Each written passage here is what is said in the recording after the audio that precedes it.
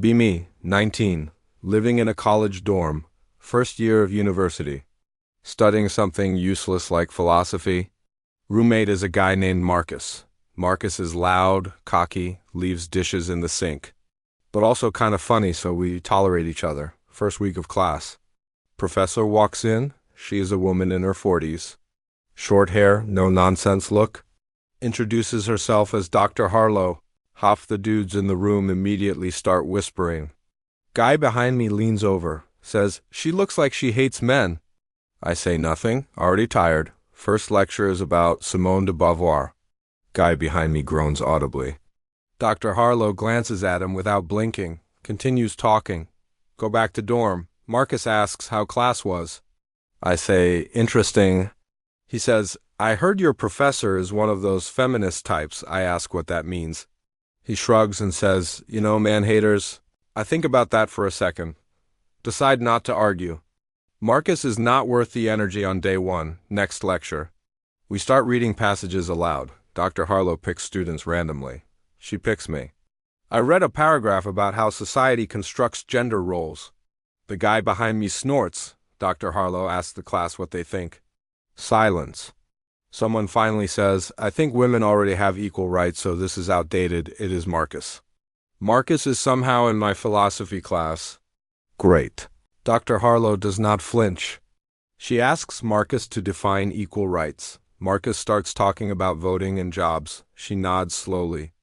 Asks if he has ever been talked over in a meeting. Marcus says no. She says, interesting, keep reading. Marcus looks annoyed. Sits back like he made a point. He did not make a point. Weeks pass. I am actually enjoying the class, reading more than assigned.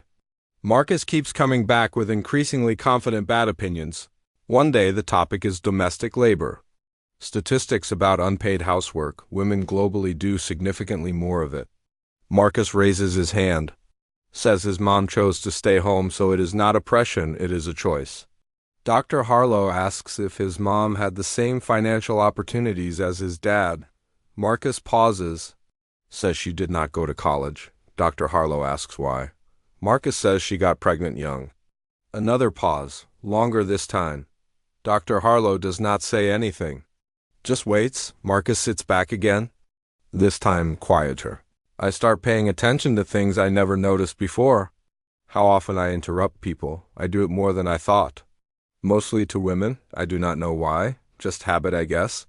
Call my mom that night. Ask her if she ever felt like she could not do something because she was a woman. She laughs. Not a funny laugh. Says, where do you want me to start? I feel weird. Like a door open that I cannot close. Back in class, we read about the male gaze. The idea that culture frames women as objects to be looked at.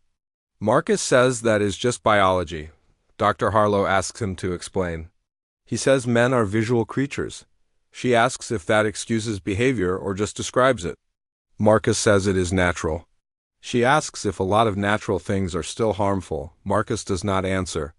Writes something in his notebook aggressively. After class, I walk with a girl named Priya. She is in the same seminar group.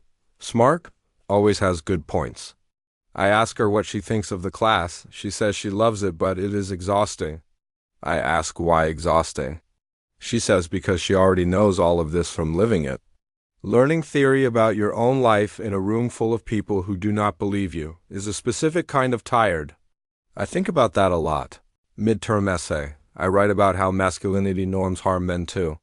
The pressure to not show emotion. The way men are conditioned to see vulnerability as weakness. I am proud of the essay. I think it is nuanced. I think I have cracked something. Dr. Harlow gives it back with a B+. Comment says, strong argument, but consider whose lens you are still centering. I stare at that comment for a long time. Go to office hours. Ask her what she means. She says I wrote a good essay about how patriarchy hurts men. But the framing still made men the primary subject, even in an essay about feminism. She says it is a common move, not a bad instinct, just worth noticing. I want to be defensive. I breathe instead. Ask what a better framing looks like. She gives me 2 books. Says come back when I finish them. Marcus asks what office hours were like. I say useful. He says he would never go, says the professor has an agenda. I ask what agenda. He says making men feel guilty. I say I did not feel guilty. I felt like I was learning something. Marcus says that is what they want. I stop engaging with Marcus about this topic. It goes nowhere. He is not curious. He is afraid. I can see it now. He is scared that if women get more, it means men get less. Like respect is a fixed resource. Semester continues. We read about intersectionality. How race and class and gender overlap. How a black woman faces different challenges than a white woman. Marcus raises his hand again. Says this is getting too complicated. Dr. Harlow smiles. Says reality is complicated. He can simplify it if he wants, but it will not be accurate. Someone in the back laughs. Marcus goes red. Group project time. I am grouped with Priya and a guy named Tom.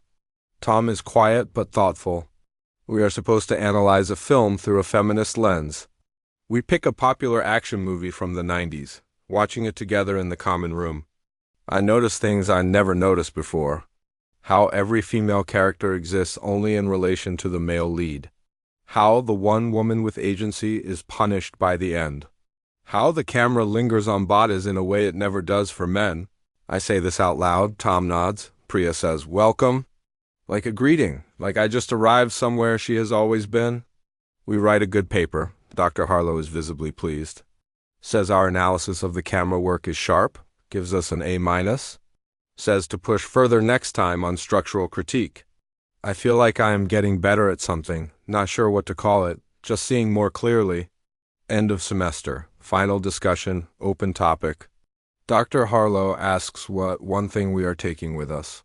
People say various things. Some students are still resistant. One guy says he thinks the course was biased. Dr. Harlow asks toward what? He says toward women. She asks if centering women's experiences in a feminist theory course is bias, or just a different center than he is used to. The room gets quiet. She says most of us go through life believing the default perspective is neutral, but there is no neutral. Only positions we are so used to that they feel like air. I write that down. Almost word for word. Marcus skips the final discussion, says it is not worth his time. I feel sorry for him, not in a condescending way, just genuinely. He's going to walk into the world with a map that is missing half the terrain. Last day of class. Dr. Harlow says something I remember for years. She says the goal is not to make men feel guilty, or women feel victimized. The goal is to think more honestly about the systems we swim in, so we can decide what to do about them. Walk out of class into winter, cold air. Feel different than I did in September, not enlightened, not transformed. Just a little more honest with myself. Call my mom again.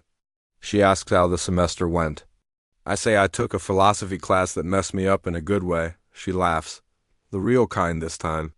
She says, it took you long enough? I ask what she means. She says she has been waiting for me to see it since I was about 12. Since I told my little sister she threw like a girl.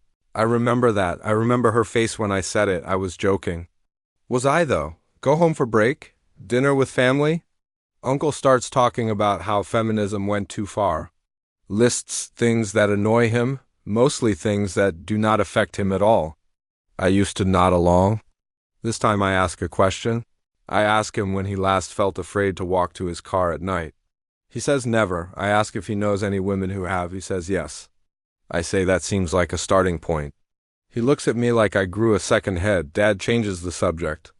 Mom catches my eye across the table. Small nod. Go back to school for second semester. Different classes, different roommate. Marcus transferred to business school. I hope he is okay. I genuinely do. Priya and I keep talking. She is pre-law.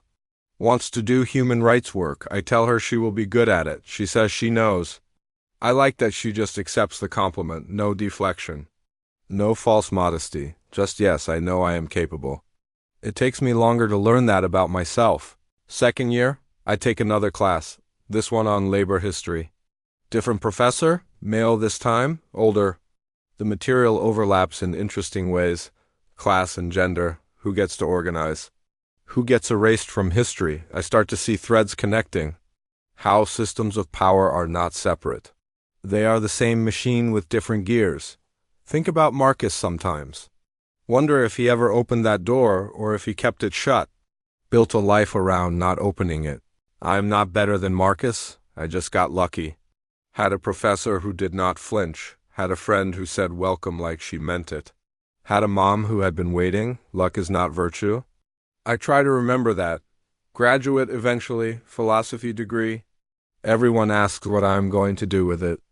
I say I'm going to think carefully about things. They do not find this funny. I do. Get a job doing something unrelated. Communications work. Writing mostly. Meetings with mostly men at first. I notice when I interrupt. I still do it sometimes, less than before. A new hire joins the team, young woman, sharp, makes a point in a meeting. Nobody responds. 3 minutes later, a guy says almost the same thing. Everyone nods and says, great idea. I have seen this study done. It has a name, amplification. You repeat the original speaker's point. Credit them by name. So it does not disappear. I try it, say actually she said that first. Guy looks surprised. She looks at me. Not grateful exactly. More like noting, like she is filing something. I think about Dr. Harlow. No neutral positions? Only ones we are used to. I'm still learning, still getting it wrong sometimes. Still catching myself? That is the point, I think. It is not a destination. It is just trying to see clearly. And doing something with what you see. Be me, few years out of college. Still thinking about that first class, still reading. Still asking questions that make uncles uncomfortable. I threw like a girl all along. MFW, that was never an insult.